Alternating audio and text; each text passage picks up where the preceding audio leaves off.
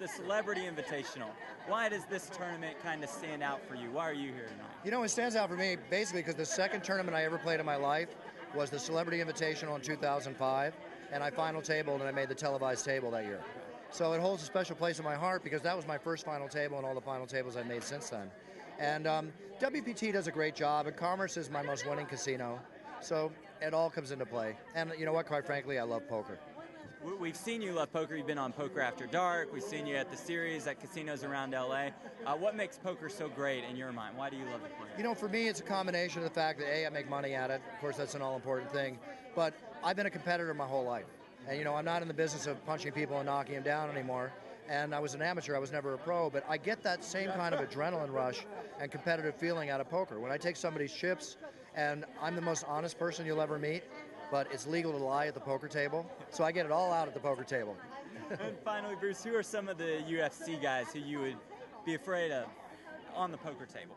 On the poker Not table? in the octagon, just on the poker table. On the poker table? None of them. No. Nope. You can take them all? I can do my best. Okay, great.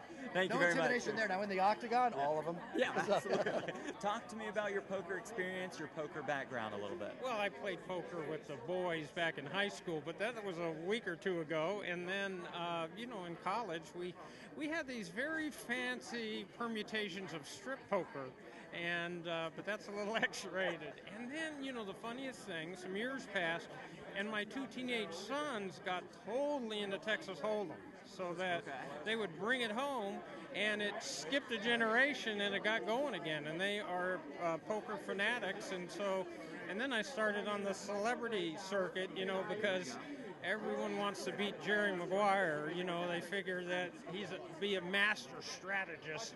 And so, I have very finely honed strategy, which is to lose as fast as I can, which is very good because people take sympathy, on the village idiot, and they allow you to win. I would think you have an advantage, an edge with experience and negotiations.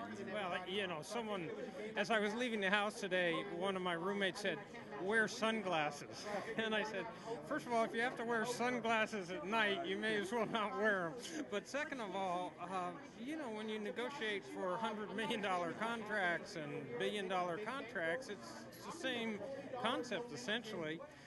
If you think that someone bluffing has nowhere to go, a college senior who's been offered $20 million, whose choice is to go back to school and live on a scholarship check, he really has nowhere else to go. That takes it to a whole other level. Finally, real quick, who are some of the guys in sports who you'd be afraid to face on the poker table? Maybe some of your guys. Well, my guys, the guys I would be afraid to face.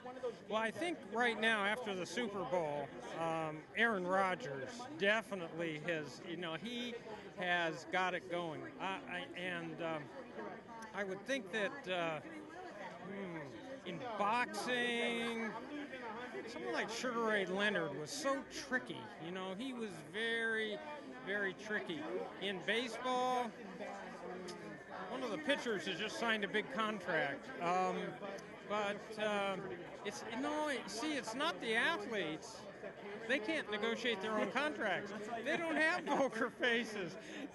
You don't understand. The athlete would say, I love the game so much I play for free.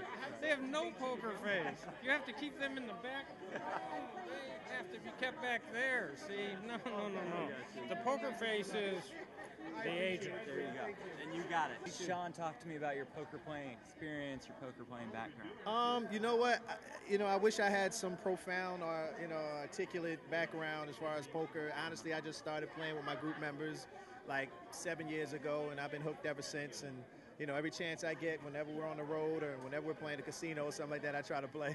Any playing on the set of the Sing-Off, Nick Lachey and Nicole? You know what? No, not yet. I don't think any of them are poker players. I think Nick might be, but I don't think there's enough people in the crew to, get a game going. But it's all good. And finally, Shawn, what can we expect to see of Committed coming up?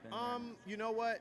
Soon as they won, the next morning they hop right into the studio to record. So I expect great things from them. They're a great bunch of guys and awesome performers. Obviously, the entire country saw that, and we'll see what happens.